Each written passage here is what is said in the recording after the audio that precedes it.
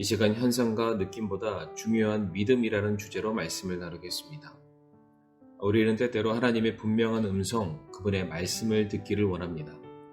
마치 하늘의 문이 열리고 한 줄기 빛이 우리 머리 위에 내리는 것처럼 하나님의 음성이 우리 귀에 들려서 너가 이렇게 사는 것이 맞다. 이쪽으로 가야 한다.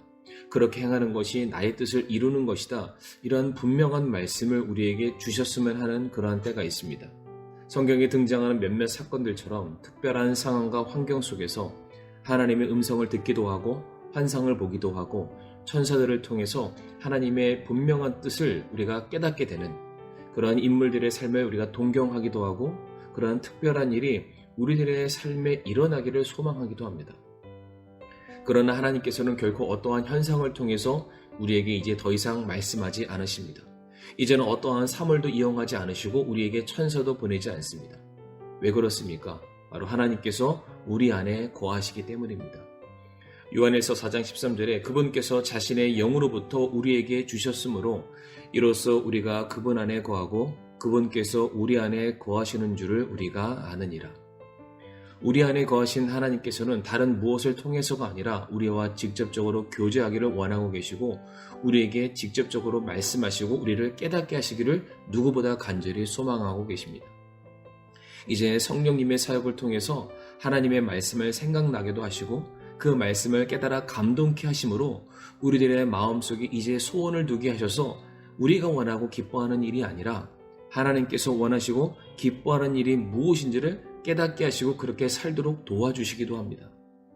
그래서 사도 바울도 고린도서 13장 3절에서 이는 그리스도께서 내 안에서 말씀하시는 증거를 너희가 구하기 때문이라.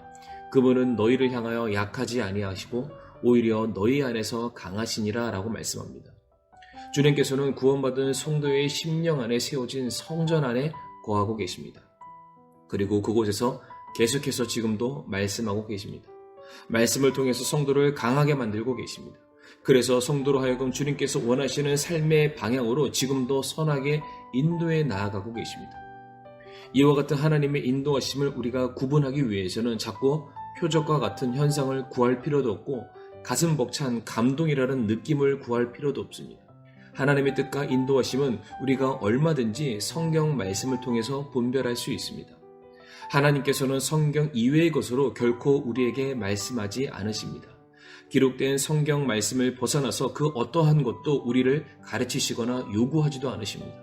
오직 성경을 통해서 우리를 가르치시고 우리를 알게 하시고 우리를 깨닫게 하십니다. 그러므로 어떠한 표적이나 현상을 우리가 보지 못했더라도 혹은 마음속에 분명한 확신이라는 느낌, 감정이 서지 않더라도 그것이 성경에 기록된 하나님께서 우리에게 명령하신 일이라면 그것을 순종하는 것이 우리들의 사명이 되어야 될 것입니다. 또한 하나님께서는 그분의 인격을 벗어나는 그 어떠한 것도 우리에게 요구하지 않으십니다.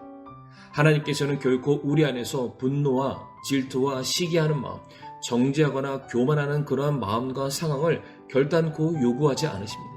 오히려 성도들에게 인내를 요구하고 계시고 참고 견디고 낮아지고 겸손으로 섬기는 모습을 우리에게 요구하고 계십니다. 하나님께서는 저와 여러분들이 자꾸만 눈에 보이는 것들과 마음에 느껴지는 어떠한 감정적인 부분에 얽매여서 하나님으로부터 멀어지는 것을 결코 기뻐하지 않으십니다. 고린도서 5장 7절에 우리는 믿음으로 걷고 보는 곳으로 걷지 아니하노라 라고 말씀하십니다.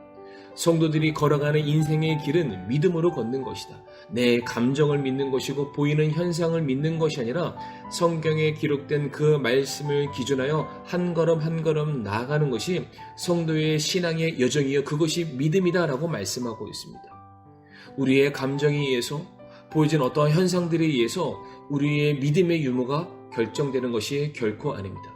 기록된 말씀에 의해서 그것을 믿음으로 받아들이고 순종하게 되었을 때에 성도의 신앙은 한층 더 성장하고 앞으로 나아갈 수 있게 되는 것입니다. 그러므로 우리 사랑하는 성도님들, 감정의 기복에 빠지는 삶이 아닌 말씀이라는 은혜의 강가로 한 걸음 더 나아가시는 우리 사랑하는 성도님들이 되시길 간절히 바랍니다.